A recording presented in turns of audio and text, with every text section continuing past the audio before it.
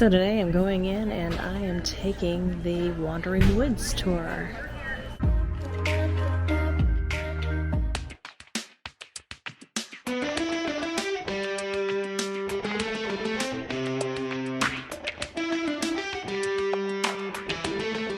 Before you go into the visitor center, there is a pavilion with cave tour information, so you can pick the cave tour that you want to do before you go in and buy the ticket. Under the pavilion, they'll have all the different tours you can take, the times they are available, as well as the tour descriptions. You can purchase your tickets online or right here at the visitor center. They also have an information booth if you have any questions before purchasing your tickets. In the exhibit center, you can learn more about the caves before you go through the caves. It's a map of Mammoth Cave National Park. This is showing you part of the sinkhole plain south and east of the park. Here we have a sample of the inside of the landscape.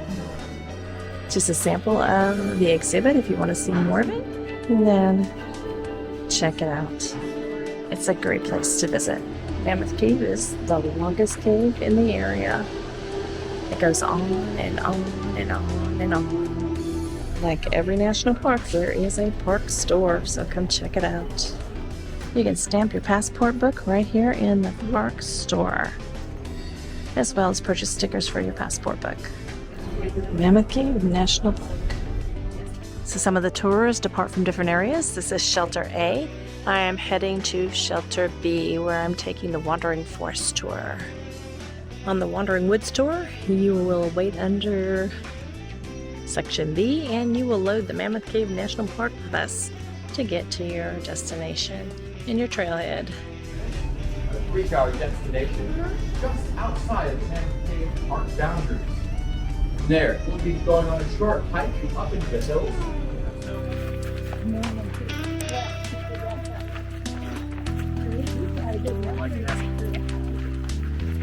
After a short bus ride, we get off the bus and meet under this pavilion for more instructions. Here's the entrance. It was built, that door set into the wall. That is that low tunnel that we'll be crouch walking through just for a few steps. You'll follow me right inside.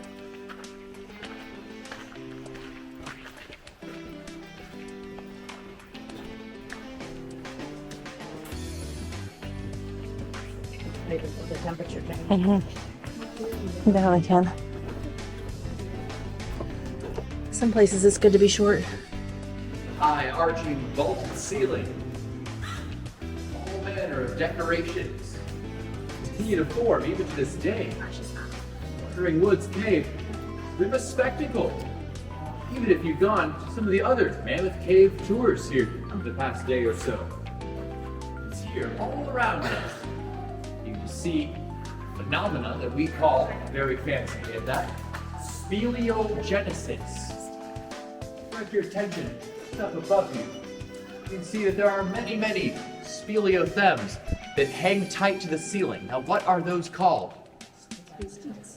Just so, stalactites. If you know stalactites, then you might know what the ones on the ground are called. Stalagmites. If you were to take a stalactite up above and a stalagmite down below and merge those two formations, what would you call them? The column. Exactly so, a column formation. I have had some folks say that it's called a pillar, but not down here in South Central Kentucky. The folks down here in Kentucky know a pillar is what you lay your head down on to sleep.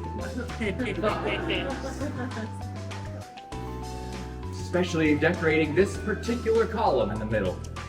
Almost looks like a waterfall, frozen in stone. It all comes down to two simple ingredients: water and limestone. The water here, in particular, contains something a little bit dangerous. Something called carbonic acid. That's H2CO3 is the formula. Now, carbonic acid, some studies recently have shown to be quite potent in prolonged exposure. It can even dissolve bone. That's all carbonic acid is at the end of the day, folks. Carbonated water. Cave flat. all around us. See, the limestone breaks down. So it is a basic mineral. The water that flows through here has been neutralized. Imagine, if you will, folks, each and every drop falling from the ceiling contains perhaps a few grains of sand worth of calcite. But that's how all these formations around us will take shape, a drop at a time.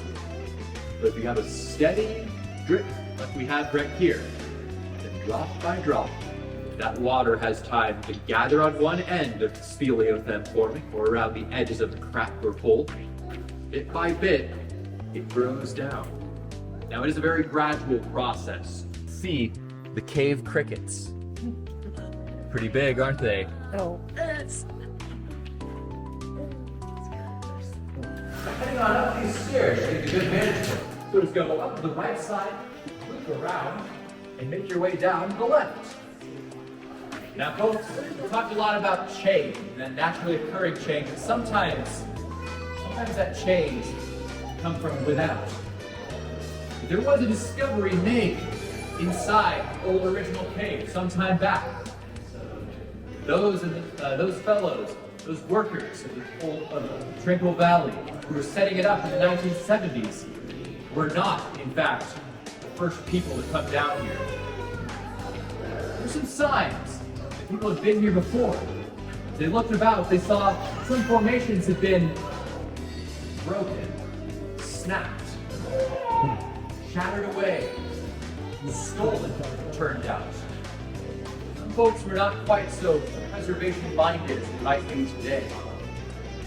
Others, the old original cave, long before Tranquil Valley, served as a simple treasure trove to be burst open, plundered.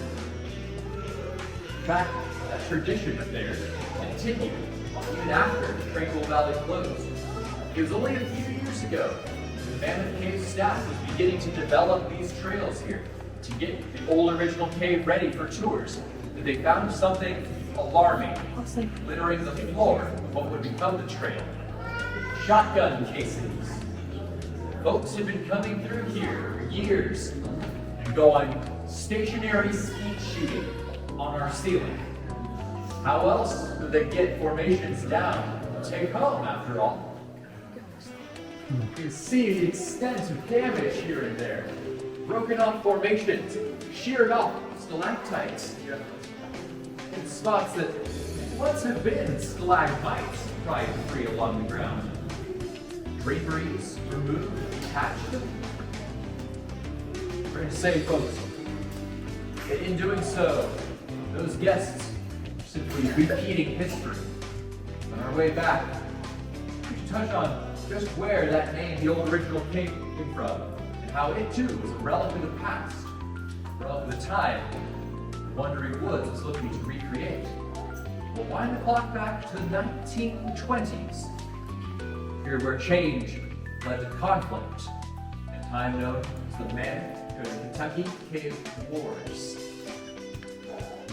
Cover that on our bus ride back. I didn't know we were going to be on this one until 30 minutes before. You have to memorize all the theories.